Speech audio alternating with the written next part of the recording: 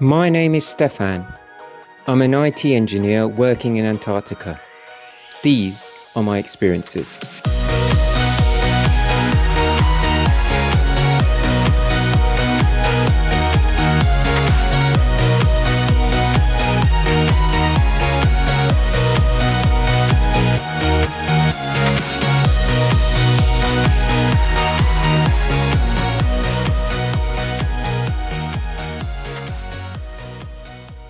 Hello and welcome. Today I'm going to walk around the point and see what kind of wildlife we can see. I took a look at the temperature just before I leave, and it's 0.5 degrees, so not cold at all. And the wind is 16 knots. So with the wind chill, it's probably around -7. Which can be a bit annoying. It seems for me to suck the heat out of my gloves, but it should be good. Hopefully you can still hear what I say clearly through the mic despite the wind. I've got the old wind protector on, so we shall see. I wanted to just quickly explain the tag out procedure again. What I'm going to do is going to go for a walk around the point. So I'll take my tag here and put it here to say that I'm going around the point, which is zone 4. You can see loads of people have gone out. It's a beautiful day, which you'll see in a minute. Then the next thing you have to do is sign yourself out in this book, which you can see I've done here. When I'm leaving, when I expect to return. I've got a radio, which is important to take. And the other thing now we have to pay attention to is this. This is the times you're allowed to be out. So it's currently the 15th. So we can be out in this pink and yellow period. This is civil twilight, and it's today 10:46 to 16:19. So the actual sunrise and sunset times, it rises at 13:18 and sets at 13:46. So not a lot of time. And the reason it says down all day is because it's not going above the mountains. So let's see how this goes on. These are the snow chains I'm about to put on before I go for the walk around the point. They're really difficult to pull onto your shoes. So I'm going to try and get this one off. If it doesn't get on, I'm going to use another one. So let's try and get this on. No, that's too tight. I'm going to tie my laces and get a better one.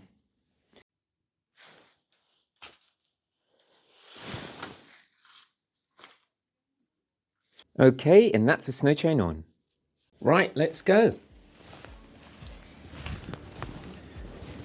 Hopefully the sky gets a bit clearer.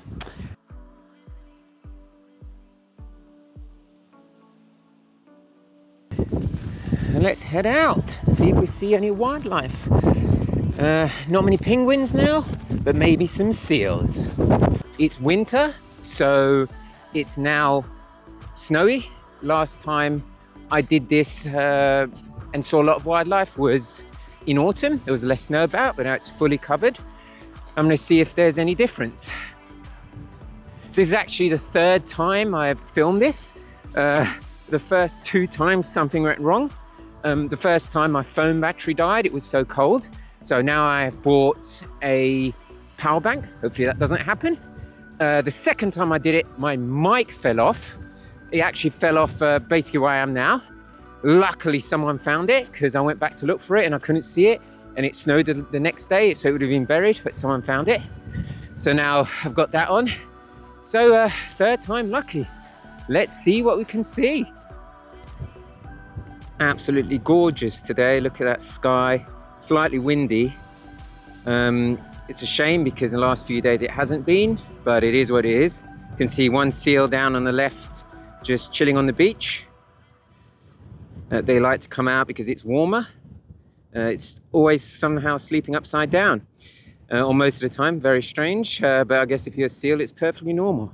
As you can see by this blowing up, the wind isn't that light. It's not a howling hurricane, but it's still significant. So the wind chill is a thing I'm having to worry about. However, the views kind of make up for it. Very beautiful. You can see here, ice has been pushed in, not quite icebergs, but pack ice has been pushed in and it's now beginning to freeze. Here we have a sign for the Asper. The sign's actually at an angle. It's not me that's at the angle. So basically what it's saying is this mountain to the right, you can't climb on it. It's a specially protected zone. It's not been touched, and it will just compare how untouched land looks to land that's been walked on, developed, etc. So you need a special permit to go up there. It's in 3 languages, or 4 languages, I believe, including Russian, but it's very short. So I'm not sure if it explains everything. It probably just says it's not allowed, you're not allowed to enter. Yeah, as it says in French, you're not allowed to enter without permit. So it's not as explanatory as the English version. And next to it, there's a seal. This is a fur seal. It's just chilling on the ice. Now these seals, if you get too close, can get a bit aggressive. They will chase you if you get really close. Other types of seals that we get here are commonly the Weddell seals. You could probably actually just stroke them and they won't do anything. I wouldn't recommend it though. Oh, inquisitive seal. I'm wondering what I'm going to do. Look at those whiskers. Oh, okay, I'm going to leave you alone. Bye. Now here in front of me is a classic seal or rock situation. To the naked eye, it's not that obvious which one is a seal, which one is a rock. So the one on the left is a seal and the one on the right is a rock. And I have to kind of walk in between, which I won't. I'll go to the right. No, actually they're both seals. See, I can't even tell. Yeah, seal or rock, they blend in quite a lot and they don't move until you get close. So it can be a bit tricky sometimes, especially with those fur seals who, as I said, will sometimes bark at you. So I'm going to go to the right and up kind of this bit here to avoid them.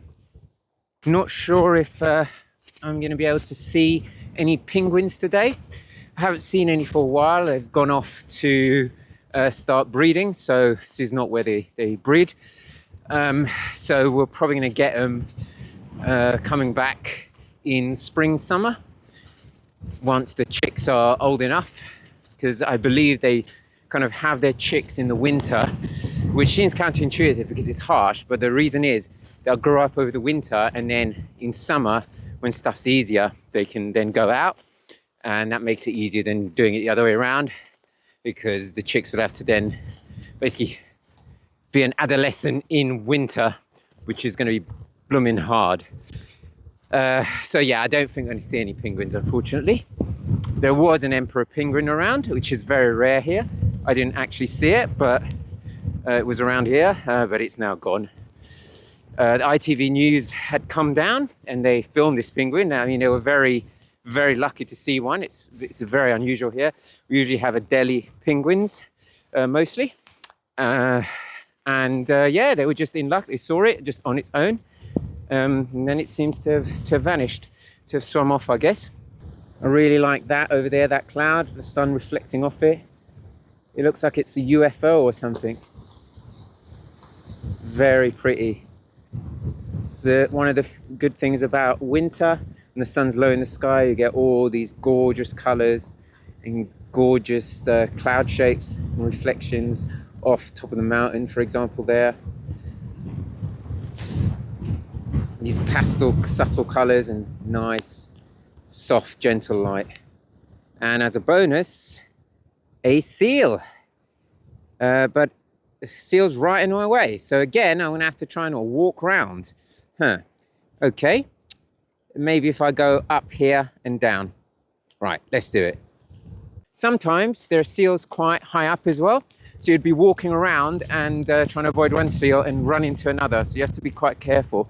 There are some telltale signs. So for example, one of the signs is this kind of brownish dirt. That is a sign that a seal's been there. You can see some here. You can see some there. So seals have been lying on these places. And you can see the seas down there. They've climbed up a considerable distance for a seal.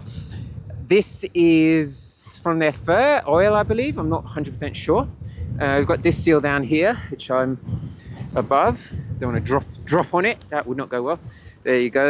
You can see how it's got this brownish oil around it. And it smells fishy as well, due to the seal. This is a fur seal, as I said. Let's try and see if I can get closer. Very cute. Just not moving. They're very docile, but yeah, I wouldn't get close to them, as I said. They are... Oh, hello. Hello.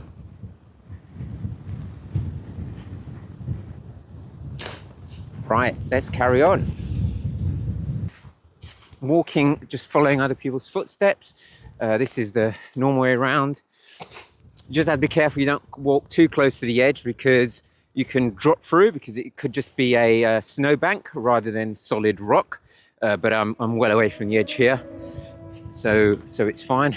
It's just this is not the kind of sea you want to be falling into. You can see here how it's basically slush as it begins to freeze, and yeah, if you fall in that, yeah, it's going to be very unpleasant.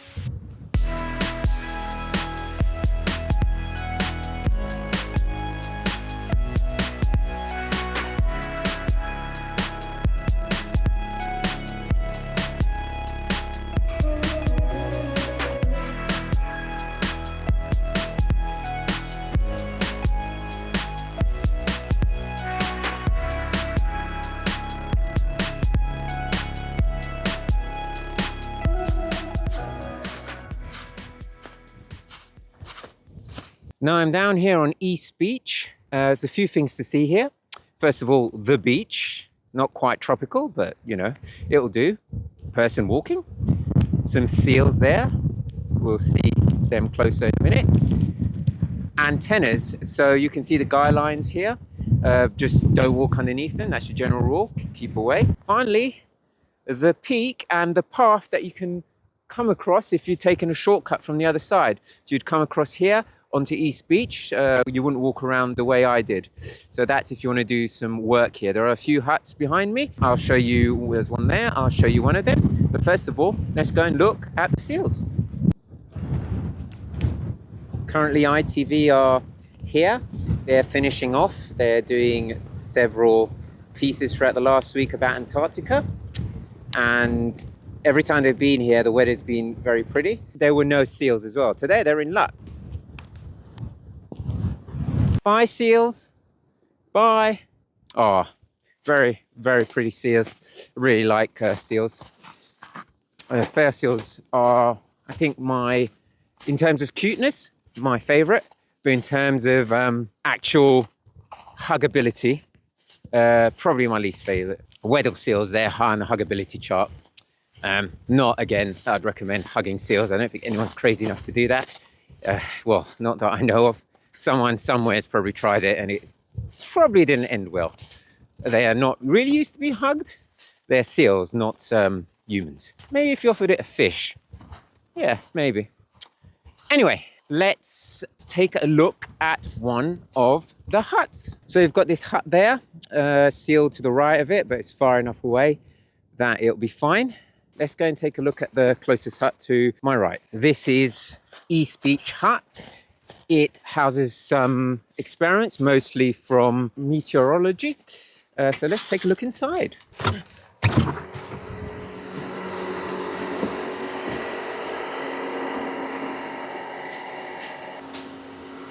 It's quite loud in here due to the experiments going on, but it is decently warm. It's 17.6 degrees, which is good enough to be in a t-shirt, I would say. I've got a few experiments running here. I had to get rid of some stuff out of here because it was legacy equipment. I had to figure out what the hell is going on along with the Met person, because there was in my opinion, overly complicated way of getting some laptops that were old onto the network. So we kind of figured out a way around it and bypassed it, and the data is still being recorded. There's some ear protection here if you need it, and if you're in here for a while, I was in here fixing fiber. I was actually doing fiber panels up here, so we're doing some fiber. I was splicing internally, and that took ages, and you will go basically very tiring after a while on your ears because of this constant humming. All this stuff is legacy. The switch, it's coming out soon. Next week, in fact, if I if I remember correctly, I'm going to have to replace it for a newer one. Yeah, we've got some experiments going on. Got a fume cabinet here. Some data being recorded. It's a really nice place to just hang out when you're down here. If you're cold, you can just come in here. And it's always a nice view out this window. We're missing a camera off here, which I've had to repair. It's a Raspberry Pi that went wrong, but now it's repaired. It needs to come back. I just need confirmation that it's working, and then I'll bring it back. But yeah, it's a great view out of here all the time. In summer, it's completely different and very warm in here. Okay, let's continue.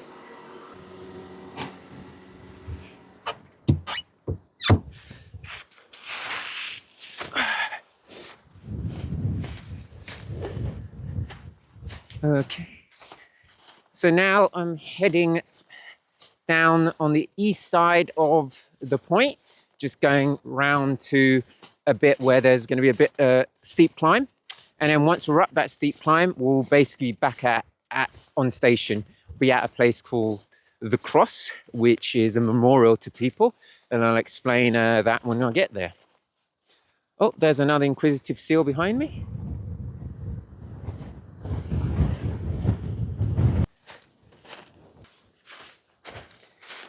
Here you can see where seals have been quite clearly. You can see how melted it is into the shape of a seal, and this kind of oil off their fur. There's another one there. You can sometimes see seal tracks, but I can't see any seal tracks today. The snow here is soft, so we would see it. But down there, oh yeah, you can. Oh, there you go. Yeah, there's some seal tracks. You can see how a seal's come here and dragged itself up. These long linear tracks are seals dragging themselves up. Sometimes you can see the flipper prints. You can kind of see them here. There you go. And they'd kind of pull themselves up. So there was a seal that's come up there at some point and gone up. And oh, it's probably that one there actually, which is just sheltering behind that rock. So it's probably that big boy. So that's another way you can spot if a seal's in the vicinity. So I'm now here at this steep slope behind me. You basically have to climb it. You can't go around. You can't go that way because it's the sea. This just goes right to the sea edge. So you basically have to go up there. That's the correct path. You can kind of see some people have walked up there. Maybe able to see footprints. Directly behind me, there's a flag, and there you go. You can see the footprints there. That's the way I have to follow. It's quite steep. Depending on how slippery it is, it's useful to have snow chains to do this.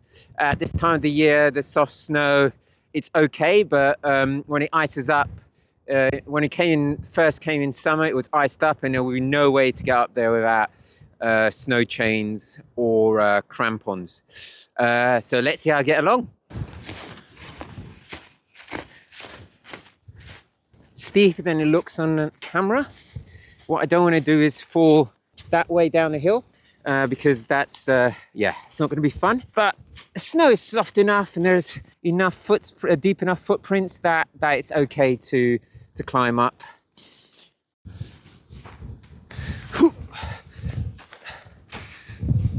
There's a deep snow there, just sunk in. Whoa, that was close. Nearly there. Problem is trying to hold camera in one hand while climbing up isn't that easy. Okay, and we've made it.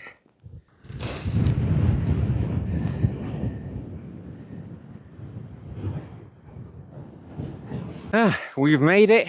Still got my mic. Seems like this is recording, so hopefully I'll actually get a video this time. The third time lucky. Very pretty up here. I really like this bit of the walking around the point. It's, in my opinion, the bit with the best view. You're not going to find wildlife up here, unfortunately. Maybe a bird, but seals and penguins, no. However, you do get this spectacular view out. And I have seen whales there, and not today, unfortunately, but I have seen whales swimming past. It's just ice as far as you can see, and flagpoles. Okay, let's head up now in the last bit, which is the cross.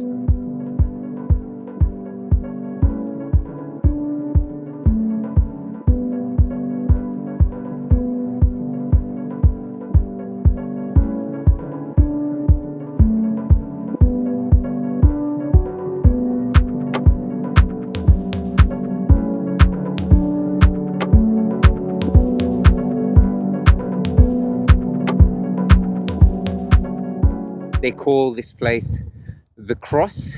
Nearly there now, and then once I get to the top of this hill, you're able to see the station. But another thing I wanted to show you is this. The SDA is here. This is the last ship of the season. It's the latest they've ever been in Antarctica. Normally this whole bay would be completely iced up, but it's just got slush on it. Normally this will be frozen. We're in like June.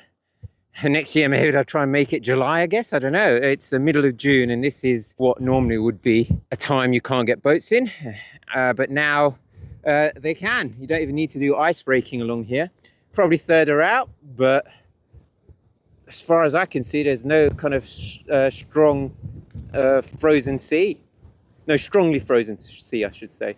So yeah, that's why the SDA is here. We're going to have dinner on board tonight. It's the last, like a winter's dinner. It's a tradition they have.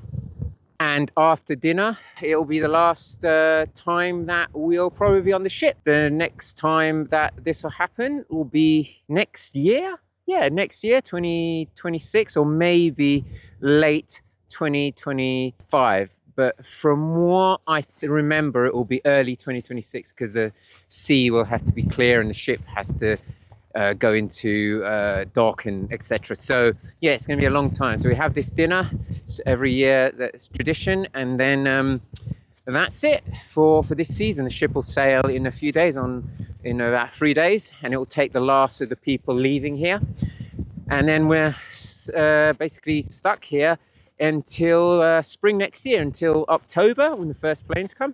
We won't be able to get out, not via conventional means anyway. There's no ships or planes. If there's a medevac or something like that, if someone really needs to go, then there are ways of getting us out. I guess you'd have to land a plane on, there's a skiway on top of this ramp I've talked about before.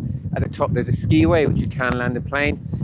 Or if you have like an icebreaker, or if there's not enough ice, you can get in.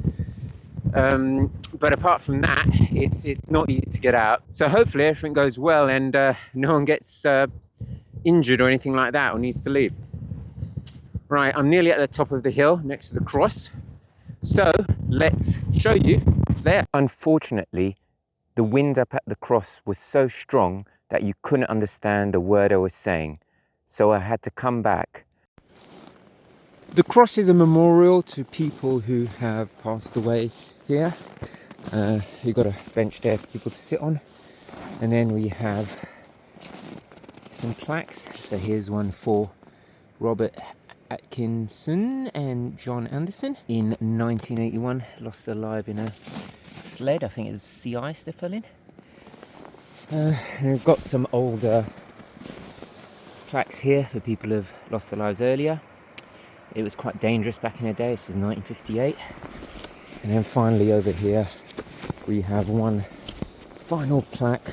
Oh, actually it's two plaques. Here we have a plaque for people who lost their lives in 1994, a twin otter accident. They were taking off and basically the plane crashed, leaving here. And finally we have a plaque for Kirsty Brown. She was a marine biologist slash geologist, according to this. She was drowned by a leopard seal, so she was swimming in the sea out here, and a leopard seal came and basically pulled her down. So leopard seals don't really attack humans, but it was theorized that it was just trying to maybe play with her, or thought it was a seal or something like that. It basically dragged her down and drowned her, unfortunately. So now there's a lookout for leopard seals. So every time the boat goes out and people are diving, there's always someone looking out for the leopard seals. And if leopard seals or orcas slash killer whales come close, then the dive is abandoned.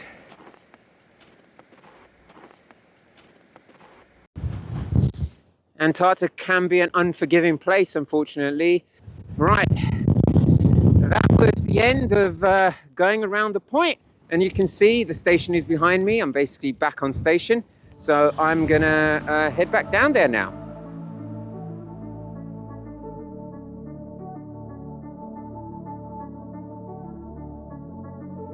Just before I get back onto station, I'm going to try and find a polar bear. Let's check if it's in here. Nope, no polar bear in here. Anyway, maybe next time. Thanks for watching. Bye.